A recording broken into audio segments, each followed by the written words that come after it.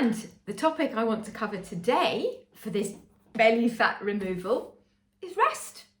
We've talked about sleeping, and I've talked about the importance of sleeping and why keeping your hormones, particularly your hunger hormones, is so vital. But what on earth is rest, which seems to be fairly sedentary, doesn't it? What on earth has that got to do with your belly fat removal? Well, rest and restore, got words wrong there, is all about helping to prevent your cortisol, your stress levels from going too high. So why is that a problem?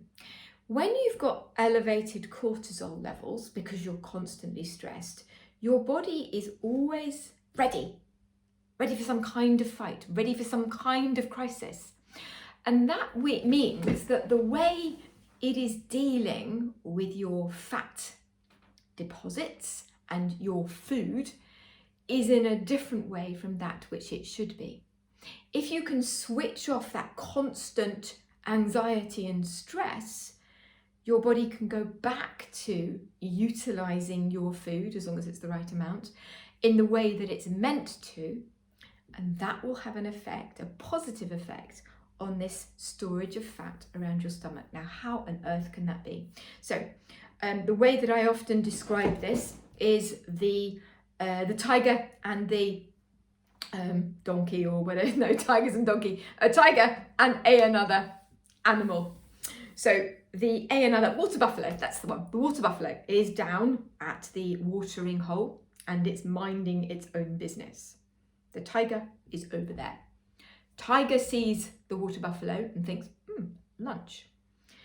Water buffalo at that point is nice and chilled, having a drink in the watering hole, looks over, sees the tiger, thinks, oh my goodness, or words to that effect, and his body has to react really quickly to get away from the tiger. His heart rate goes up, his blood vessels expand, his pupils expand, sugar is pumped into his body so that water buffalo can run really quickly to get away from the tiger. And everything is suddenly utilized. It needs to be utilized because that water buffalo needs to be able to get away fast. The tiger runs after the water buffalo and the water buffalo gets away. Good thing always wins, doesn't he? And the water buffalo is back to being calm again. He's back at another watering hole. He's not bothered about what's happened. And the trouble is, you aren't a water buffalo. What happens in our lives is we haven't got the ability to suddenly switch off and go to another watering hole and be really, really calm. We are constantly being triggered by our children, by our parents, by work, by trains, by the fact that you're making your body do something that it doesn't want to do, by being too hot, by being too cold, by just being. We find it incredibly difficult to switch off and be really, really relaxed. And so this is where the importance of rest and restorative exercise comes in. And I could never really understand this till about 5 or 6 years ago, until I increased my training. The ability, or no, what happens when you do a yoga class or a breathing class or a mindful class or something like that, is that your cortisol levels are lowered and your body comes back to a calmer state. And when your body does come back to this sort of calmer state, it is a bit like rebooting a computer. All those tabs are switched off and everything's nice and relaxed. And your body goes back to doing what it's meant to do with the fuel that you put in it and with your stress hormones, and everything goes back to a normal state. And if you can find a way of coping with your anxiety and your stress levels on a daily basis, that really will help you prevent having too much cortisol all the time, which leads to belly fat.